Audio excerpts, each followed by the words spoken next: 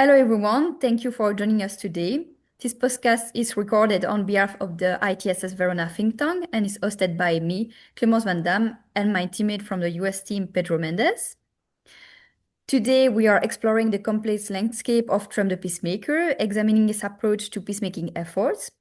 We'll delve into his transactional diplomacy style, the peace through strength doctrine, and how this strategy play out amid great power competition and challenges to the traditional international order. To help us make sense of all this, we are joined by someone who brings deep insight into the dynamics of international diplomacy. That's right, Clemens. We are delighted to have with us today Dr. Kenneth Schultz. Dr. Schultz is the William Bennett Munro Professor of Political Science at Stanford University, where he's one of the leading experts on international conflict and conflict resolution.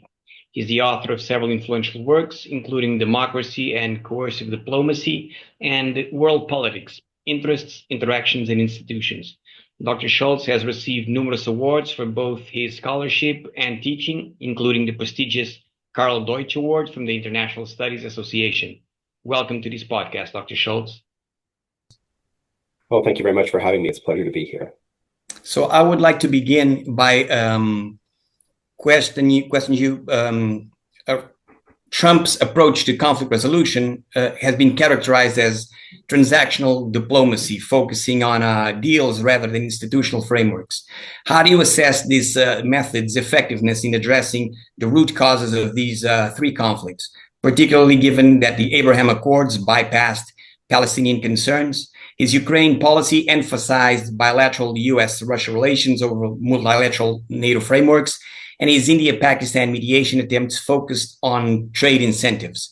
Does this transitional approach create sustainable peace or merely temporary accommodations? Great, thanks. It's a good question. And I think one place to start is to recognize that most of these conflicts have been going on for quite some time, and no one has really been able to resolve the underlying conflicts. Sometimes management that is trying to de-escalate or manage particular episodes of conflict is the best you can do. And so the issue is whether any deal that you strike ends the fighting at any particular moment. Is it going to last? Since there's all sorts of reasons why ceasefires break down. And so I think when we think about Trump, and his diplomacy, one concern that we might have is that it's not just about striking a deal, but what happens next, right? That is, does a deal create conditions for a more prolonged, sustainable peace to emerge in the long run?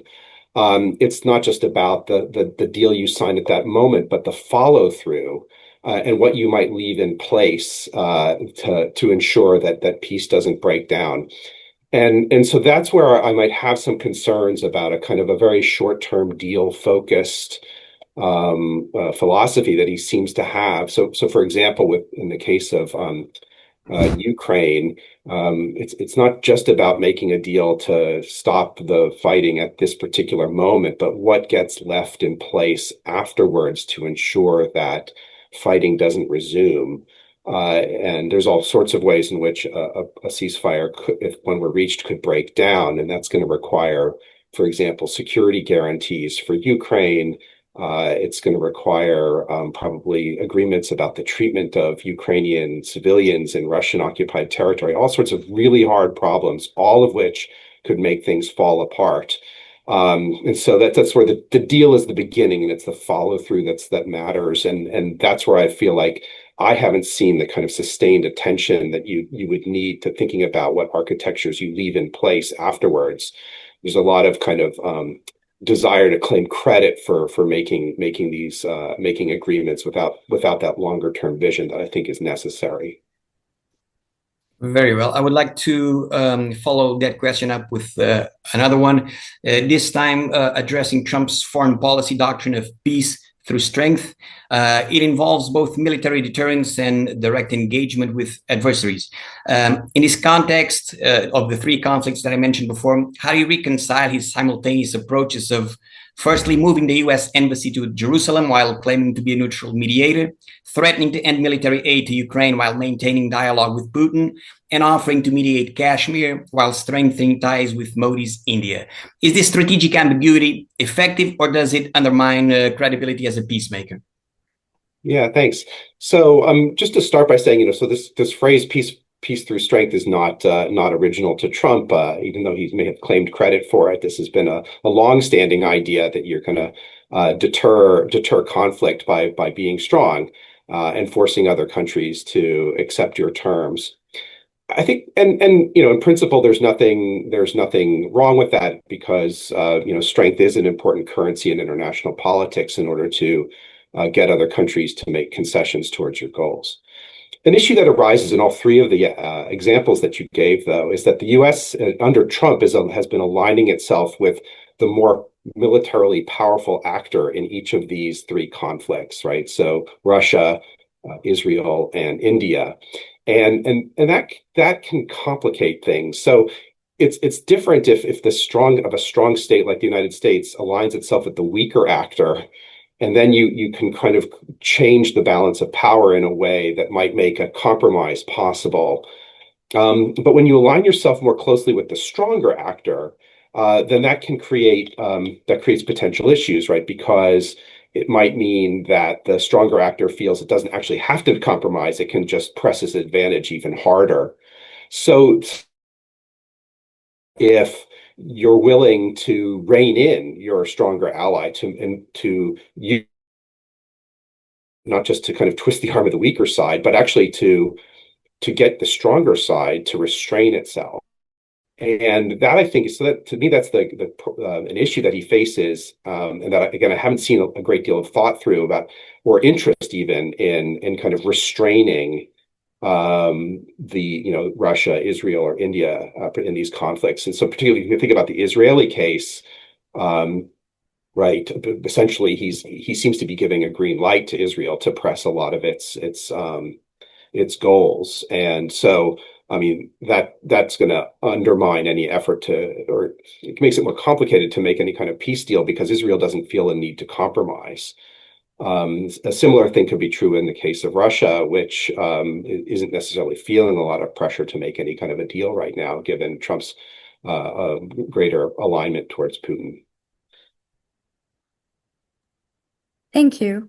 Now, considering like the broader context, so each of these conflicts exists within broader great power competition frameworks. So Israel, Palestine with US-Iran rivalry, Ukraine, Russia as direct confrontation, and India, Pakistan with China growing influence. So how does Trump's America First approach navigate these multi-layered dynamics?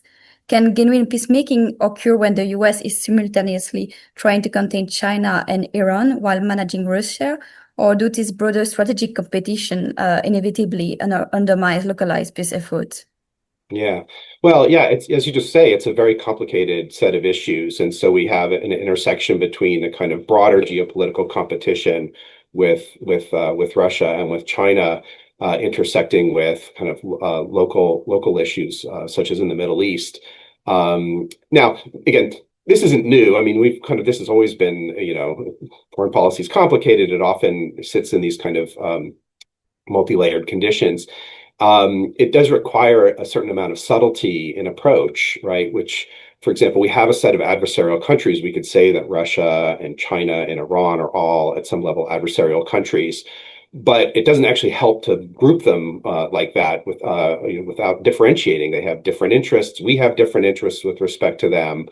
In some cases, we still have common interests with some of them, and so dealing with this kind of multidimensional issue requires a great deal of kind of subtlety. So there was a time when Russia and China were helpful partners in helping with Iran and helping to rein in its nuclear program. That's less true today. But even so, there's a mixture of issues here. China doesn't want instability in the Middle East. It depends a great deal on oil from that region. So it has an interest in Iran because of its oil. At some level, China might be happy to see the United States bogged down in the Middle East rather than concentrating its efforts in East Asia. But China also doesn't want things to spin out of control in that region, so it has an interest in stability, and it doesn't have an interest in a showdown with the U.S. over this. So there's areas of conflict, but there's also areas of common interest, and that's what has to be kind of carefully managed in this kind of a situation. With respect to Trump himself, I think the issue here is less the kind of America first philosophy than it is his own style of foreign policy decision making. Elizabeth Saunders at Columbia has described Trump as a very personalist the decision maker, and that he's centralized control within himself. And so that means that there's not necessarily a lot of kind of really kind of careful thinking through of trade-offs and how different issues intersect and interact with one another, as you might have in kind of a normal kind of national security decision-making situation where you have the different agencies and an institutionalized process internally that helps to think through these issues.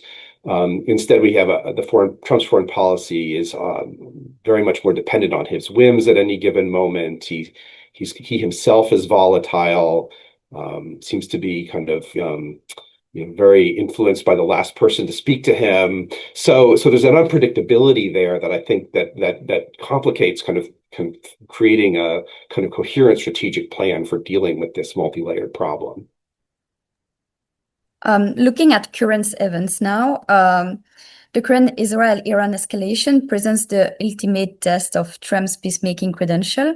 So with Israel striking Iran's nuclear facilities and Iran retaliating, Trump's response has been conflicted, initially hoping for nuclear diplomacy with Iran, then calling Israel's strike a very successful attack, while warning Iran to make a deal.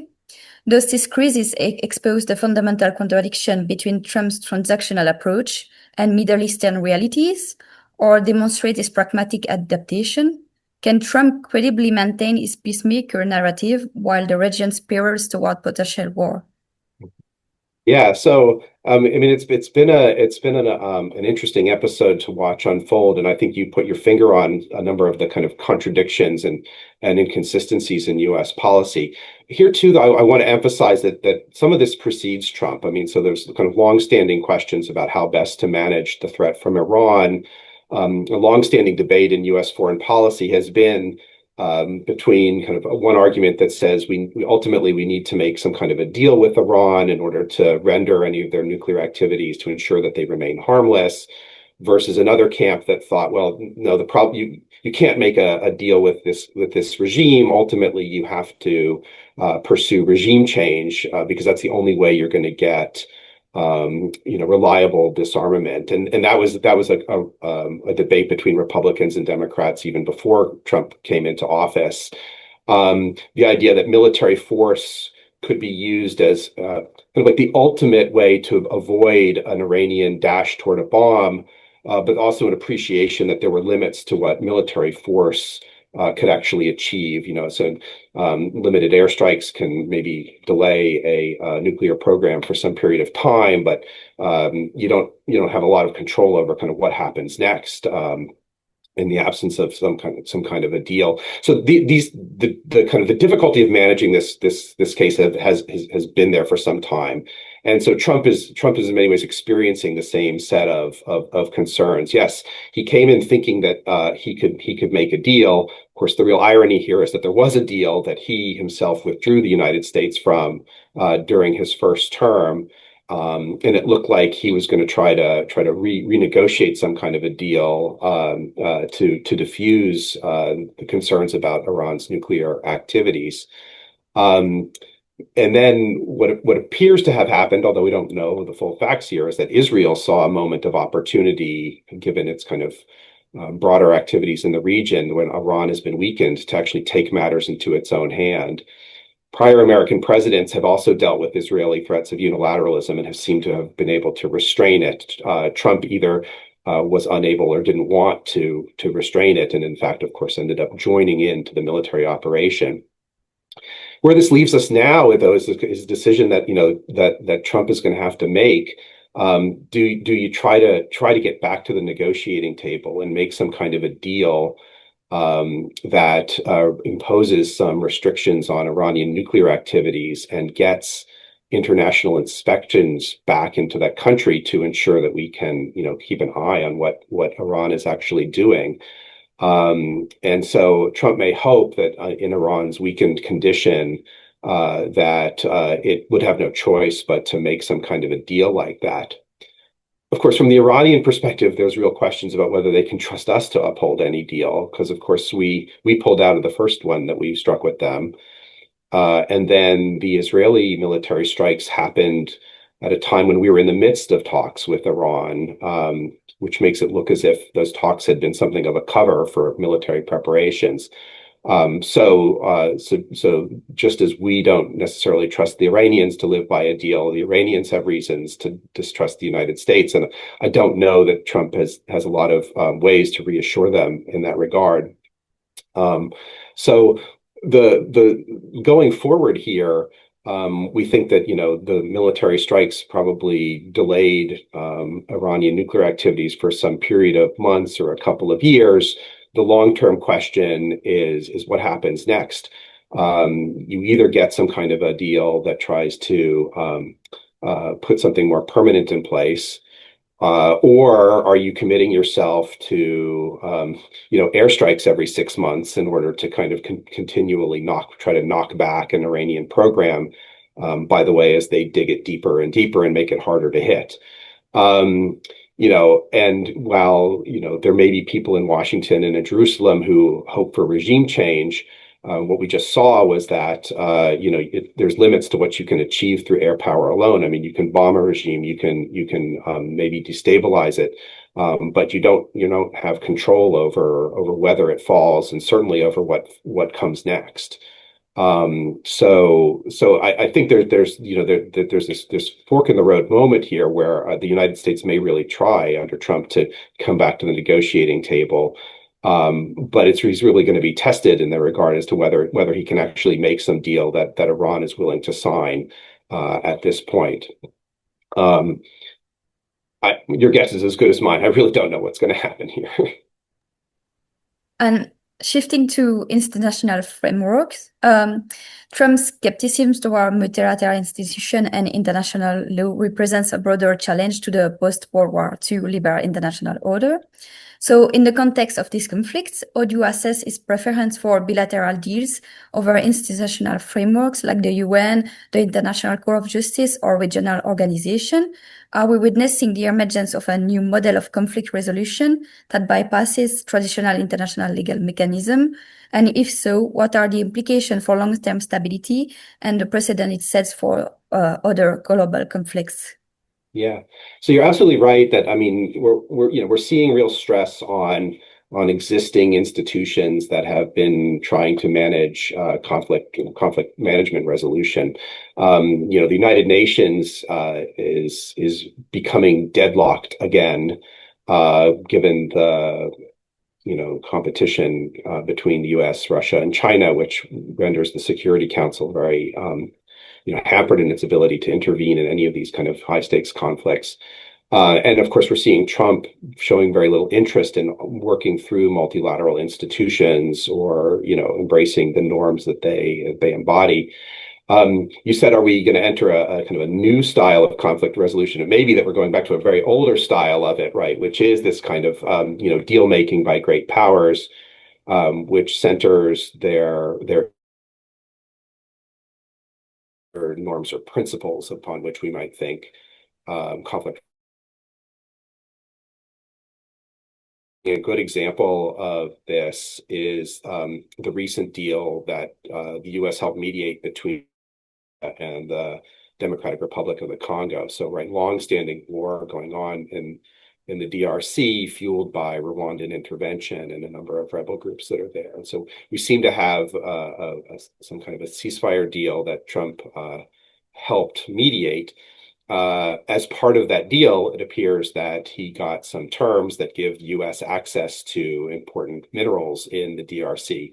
So this is, I think, this actually epitomizes this kind of transactional approach, which is like that the U.S. is going in, we're going to help manage this conflict, but we're going to also get our cut, in the process. We're going to make sure, right? We're not just going in because there's like some principle here at stake that we want to, or just broader concerns about stability. It's like, if we're going to go in, we're going to try to help here, we're going to get a cut. We're going to get access to these minerals that we think that we need alternative sources of these minerals in order to diminish dependence on China. And if this had all been done under kind of a UN framework and a UN negotiations, it's very unlikely that the US would have gotten those kinds of terms, because you just typically don't extract those terms in that kind of situation. So that is this kind of the epitome of this transactional approach and a freedom of action that the US can exploit by not necessarily using established mechanisms. And as I say, it kind of has this flavor of a much older feeling of from a more kind of imperial age, when if the great powers came in to mediate, they often got something out of it, very tangible like that. So given the kind of issues with international institutions right now, that may be the model going forward. As I said from the very beginning, though, a lot depends on what happens next, right? This is not the first ceasefire in the DRC conflict, right? And it would be great if it's the last, but there's no guarantee of that happening. What we've learned from the past several decades is that there can be some benefits to trying to build peace through institutions, because they provide certain resources for peacemaking that the US isn't going to provide. So, for example, peacekeeping troops, or all sorts of resources that the UN can bring to the table. And when the UN brings those resources to the table, it has some advantage of impartiality associated with it that can be a useful resource in these kind of conflict situations. And so this is again the question that I have is whether there's sufficient follow through and sufficient resources brought to bear to maintain peace in the aftermath of a deal, to ensure that this isn't just yet another ceasefire that falls apart. And so again, your guess is as good as mine on this, but there's a lot of reason to be concerned and skeptical about this kind of peacekeeping style. Well, thank you so much, Dr. Schultz, for sharing your expertise and engaging in such a thoughtful discussion with us today. On behalf of the entire ITSS Verona think tank, including our team leader, Anurag Mishra, Pedro, and me, we truly appreciate your insight on these complex geopolitical dynamics. And it has been an honor to have your distinguished perspective on this critical analysis. Thank you so much again. Oh, well, it's been great chatting with you.